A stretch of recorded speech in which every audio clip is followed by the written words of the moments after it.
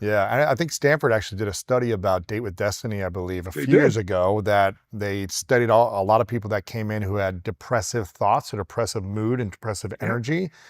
And I think it was within 90 days or 60 or 90 days afterwards, they didn't have the depressive thinking It anymore. was actually during the COVID situation, Uh-huh. during the shutdowns. They came to me because two of their professors came to my Date with Destiny, the 6-day seminar. Mhm. And what's interesting is they both were clinically depressed, Uh, and they came back and got rid of their medication and had no symptoms. And they said, "This is impossible." They said, "Do you have data on this?" I said, "Well, yeah, I got millions of graduates." He goes, "No, like scientific data." I said, "No, it's not my focus." Come do the data for me. Yeah, But that's yeah. what I said. I said, "You want to do a study?" They said, "Yeah, about what?" They said, "Depression," because during that time, depression went through the roof. Yeah. And as a result, suicides went through the roof, overdoses went through the roof.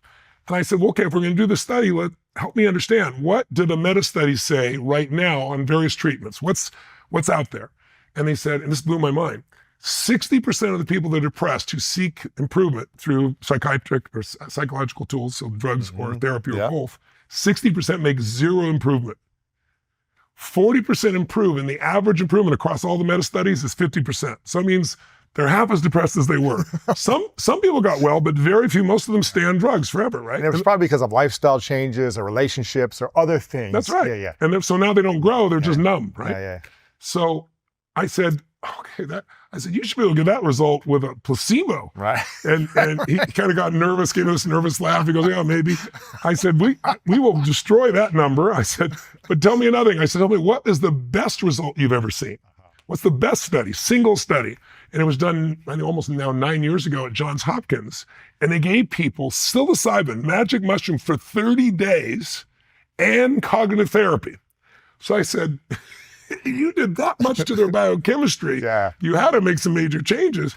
And they did. It was the most successful study in history of psychiatry up until that point. At the end of 6 weeks after the treatment, they had 57% of people that had no symptoms. Unheard of, right? Unheard of.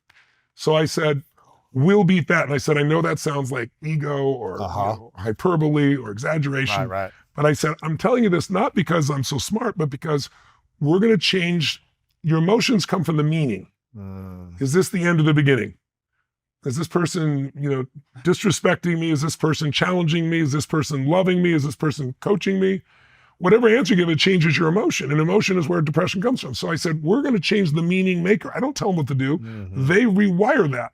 I said, you will see radical changes, and I guarantee it'll beat this, but let's see what's right. Wow.